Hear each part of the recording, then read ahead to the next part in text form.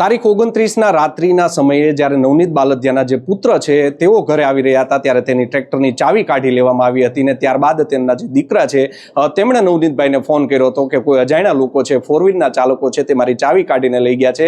અને નવનીતભાઈ છે તેઓ ત્યાં ઘટના સ્થળે પહોંચ્યા હતા. તેમના દીકરાએ કહ્યું હતું કે ગુરુ આશ્રમ બાજુ તે ગાડી છે, વ્હાઇટ કલરની જે નંબર પ્લેટ વગરની ગાડી હતી તે બાજુ ગઈ છે. ત્યારે નવનીતભાઈ છે તે ગાડીની પાછળ જાય છે અને ત્યારે ગુરુ આશ્રમની બહાર ઊભા હતા બગદાણા. ત્યારે પૂરપાટ ઝડપે એક ગાડી નીકળે છે, તેની પાછળ નવનીતભાઈ ગયા હતા અને ત્યારે નજીકમાં જ તેમની ગાડી છે તેમને ઊભી રાખવામાં આવી હતી અને નવનીતભાઈને ઢોર માર મારવામાં આવ્યો હતો, જેનો એક વિડીયો પણ છે તે વાયરલ થયો છે, જેને લઈને નવનીતભાઈ દ્વારા જે બગદાણા પોલીસ છે તેમને MLC આપવામાં આવી હતી. પરંતુ બગદાણા પોલીસની ગંભીર બેદરકારી કહી શકાય કે 8 કલાક વીત્યા હોવા છતાં પણ FIR છે તે દાખલ કરવામાં નહોતી આવી.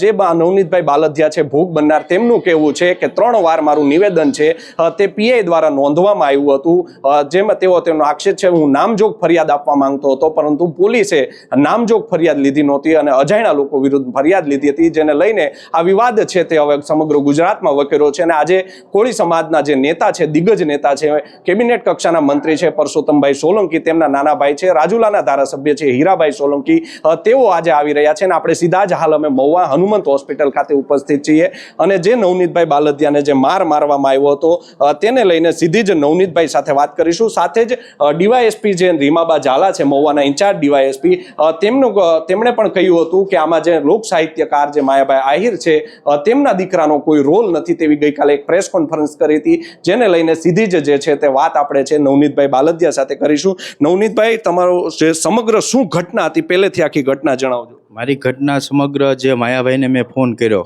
બગદાણા ટ્રસ્ટી બાબત, એ જ તે કે ભાઈ માયાભાઈ બગદાણામાં કોઈ મેનેજિંગ ટ્રસ્ટી નથી. તો માયાભાઈએ મને એવું કીધું ભાઈ એવું મારા ખ્યાલમાં નથી, એટલે એણે મને વિડીયો બનાવીને પાછો આપી દીધો. એટલે બીજા દિવસે ફોન આવ્યો એના દીકરાનો, જયરાજ માયાભાઈ આહિર, કે ભાઈ તું ક્યાં છો? તો મેં કીધું ભાઈ હું બગદાણા છું. તો મને કહે મારે તને મળવું છે. તો મેં કીધું ભાઈ શું કામ છે? તો એ કે હું હરુબરું મળીને કહીશ. ત્યારબાદ રાજુભાઈ બોવડા આહિર, એમનો ફોન આવ્યો, તમે ભાઈ માયાભાઈને માફી કેમ મગાવી? તો મેં કીધું મેં માફી માગવાનું નથી કીધું, એણે મેનેજિંગ ટ્રસ્ટી બાબતની વાત કરી એટલે આ બનાવ આ રીતનો થયો છે, બરાબર. પછી પાછા બગદાણાના બીજા રામભાઈ હતા, એને ફોન કર્યો કે આ નવનીત શું છે ને ક્યાં છે ને કોણ છે ને એવું બધું. મારી પછી એ રીતની રેકી કરી. ત્યારબાદ હું ઘરે વયો ગયો. ઘરે ગયો એટલે મારા છોકરાનો ફોન આવ્યો કે પપ્પા કોઈ અજાણી 4 વ્હીલ છે અને મારી આપણે ટ્રેક્ટરની છાવી કે કાઢી ગયા છે. તો પછી હું બાઇક લઈને ત્યાં ગયો કે કોણ હતું, તો એ ગાડી લઈને વયા ગયા હતા. એટલે હું આશ્રમે ગયો, તો આશ્રમેથી ગાડી હટી તો પોલીસ સ્ટેશન બાજુ ગઈ. તો મેં જોયું કે આ કોણ જશે એમ, કે ટ્રેક્ટરની ચાવી શું કામ કાઢી ગયા છે. તો હું થોડો આગળ ગયો તો મારી આડી ગાડી કરી અને મને સીધા મારવાનું જ શરૂ કરી દીધું.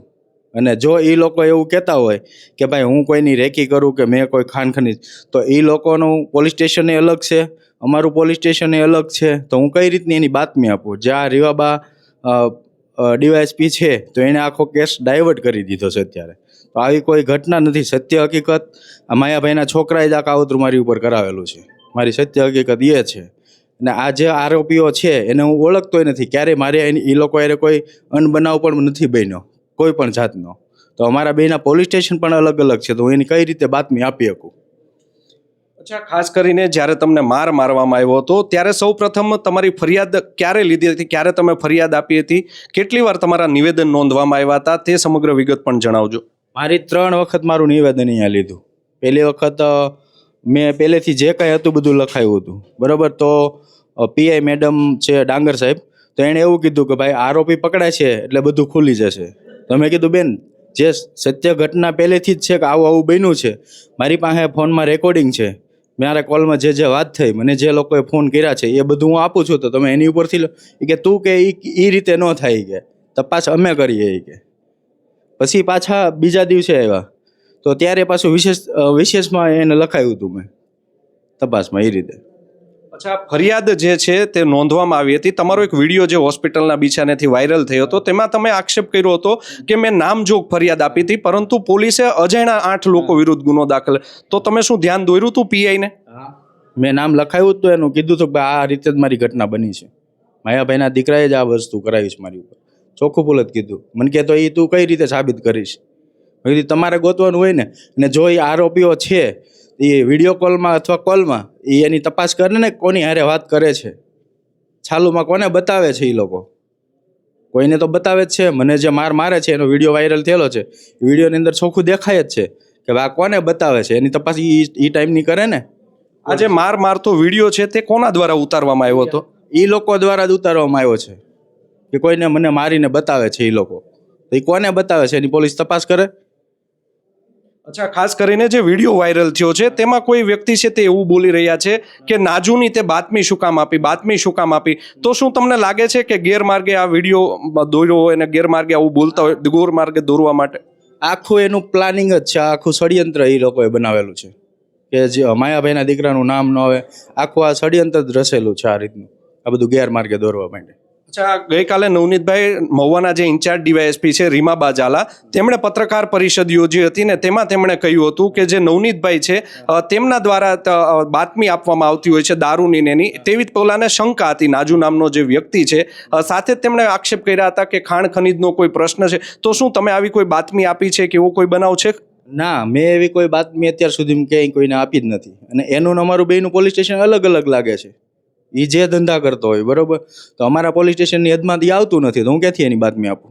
કયા પોલીસ સ્ટેશનની હદમાં? હવે એનો ધંધો થાય છે ડાઠા પોલીસ સ્ટેશનમાં. બગદાણાથી ડાઠા કેટલા કિલોમીટર? બગદાણાથી ડાઠા થાય છે 30-35 કિલોમીટર. તમને શું લાગે છે શા માટે પોલીસ છે તે આવું કરી રહી છે? શું માનો છો તમે? પોલીસ બધી માયાભાઈને ત્યાં જમવા જાય છે ને, મોટા માણસો એના પૈસાવાળા, એટલે બધા પ્રોગ્રામ પાર્ટી ત્યાં થાય જ છે. રીવાબા અને જયરાજભાઈ અને એસપી સાહેબને બધાના વિડીયો છે જ, મીડિયાવાળાએ એને બતાવેલું જ છે કે આ બધા કઈ રીતે રહે છે. કેસ તો ડાયવર્ટ કરવાના જ એનો બચાવ કરવા માટે. અચ્છા, કોઈ ઉચ્ચ અધિકારી કાલે તમને અહીંયા મળવા માટે આવ્યું હતું, તેને તમે રજૂઆત કરી કે ખરેખર આવો બનાવ નથી, બનાવ છે તે આ રીતે બન્યો છે, મેં નામજોગ ફરિયાદ આપી હતી, મારી ફરિયાદ દાખલ કરવામાં નથી આવી? કોઈ એવા ઉચ્ચ અધિકારી અહીંયા આવ્યા નથી તપાસ માટે. શું લાગે છે ન્યાયની કેટલી આશા છે તમને?